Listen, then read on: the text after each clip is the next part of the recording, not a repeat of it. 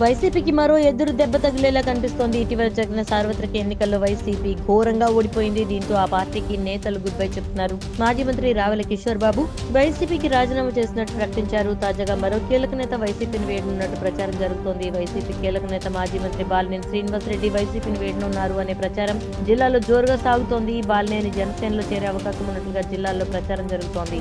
ఇప్పటికే ఆయన జనసేన అధినేత పవన్ కళ్యాణ్ అభినందిస్తూ చేసిన ట్వీట్ ఇప్పుడు వైరల్ అవుతోంది. అఖండ విజయం సాధించిన పవన్ కళ్యాణ్ కు హృదయపూర్వక శుభాకాంక్షలంటూ బాలినేని ట్వీట్ చేశారు.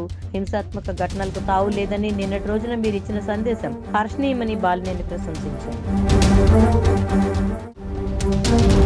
వైసీపీకి మరో ఎదురు దెబ్బ తగిలేలా కనిపిస్తోంది. ఇటీవల జరిగిన సార్వత్రిక ఎన్నికల్లో వైసీపీ ఘోరంగా ఓడిపోయింది. దీంతో ఆ పార్టీకి నేతలు గుడ్ బై చెప్తున్నారు. మాజీ మంత్రి రావెల కిషోర్ బాబు వైసీపీకి రాజీనామా చేసినట్టు ప్రకటించారు. తాజాగా మరో కీలక నేత వైసీపీని వేడనున్నట్టు ప్రచారం జరుగుతోంది. వైసీపీ కీలక నేత మాజీ మంత్రి బాలినేని శ్రీనివాసరెడ్డి వైసీపీని వేడనున్నారు అనే ప్రచారం జిల్లాలో జోరుగా సాగుతోంది. బాలినేని జనసేనలో చేరే అవకాశం ఉన్నట్లుగా జిల్లాలో ప్రచారం జరుగుతోంది.